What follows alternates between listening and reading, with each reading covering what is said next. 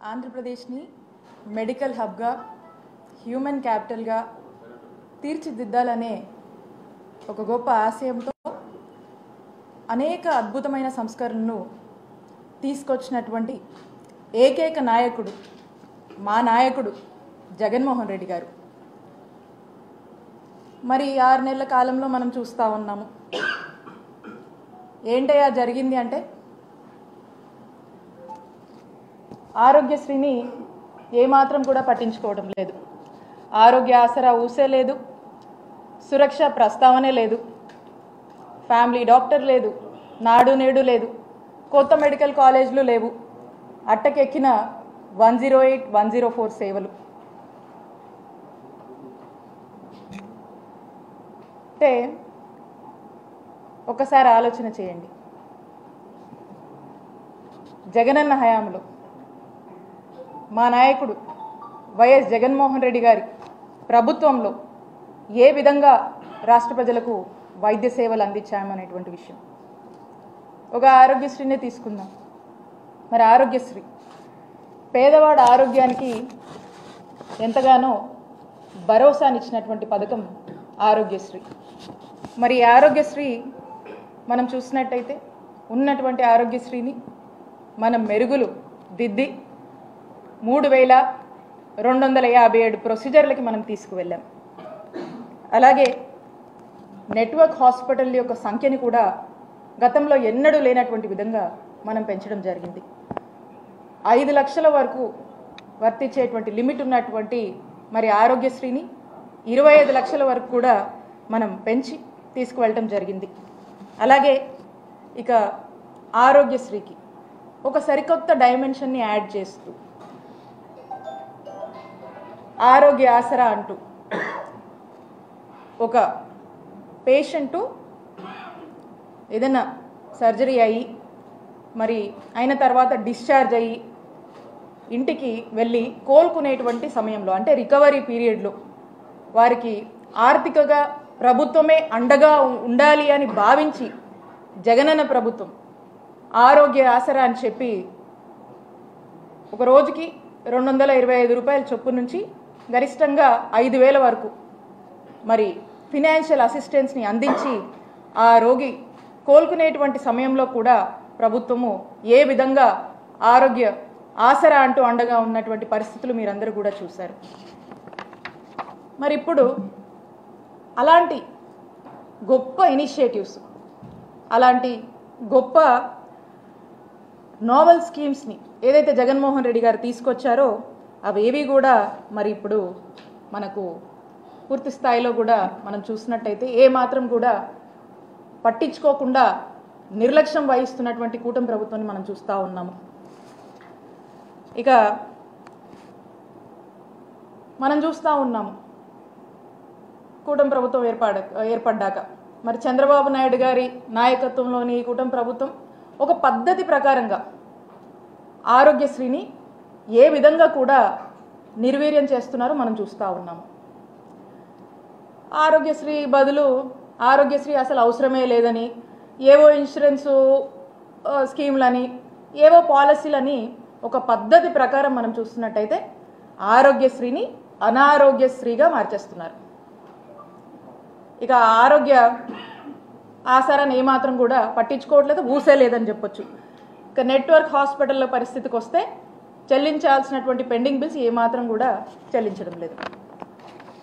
ఇక family doctor programme మీ అందరికీ కూడా తెలుసు. జగన్మోహన్ రెడ్డి గారి ఒక గొప్ప ఆలోచన, ఒక అద్భుతమైన కాన్సెప్ట్ అని చెప్పొచ్చు ఈ ఫ్యామిలీ డాక్టర్ ప్రోగ్రామ్. గ్రామాల్లోనే వైద్య సేవలు అందించేటువంటి ఒక గొప్ప ఆలోచన. అవసరమైన ప్రతి ఇంటికి కూడా గవర్నమెంట్ డాక్టర్ వెళ్ళి ఆ ఇంట్లోనే వైద్య సేవలు అందించేటువంటి ఒక గొప్ప ప్రోగ్రామ్ ఈ ఫ్యామిలీ డాక్టర్ ప్రోగ్రామ్.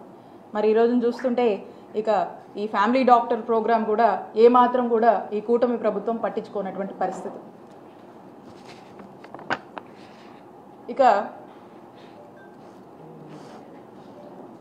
ఆరోగ్య సురక్ష, స్పెషాలిటీ డాక్టర్లను ఆ గ్రామంలోనే వారిని పంపించి అక్కడే ఆ గ్రామస్తులకు చక్కటి వైద్య సేవలు అందించేటువంటి ఒక వినూత్నమైనటువంటి కార్యక్రమం ఈ ఆరోగ్య సురక్ష. మరి ఈ కార్యక్రమం ఊసేలేదు. ఇక 108, 104 సేవలు మనం చూస్తూ ఉన్నాం.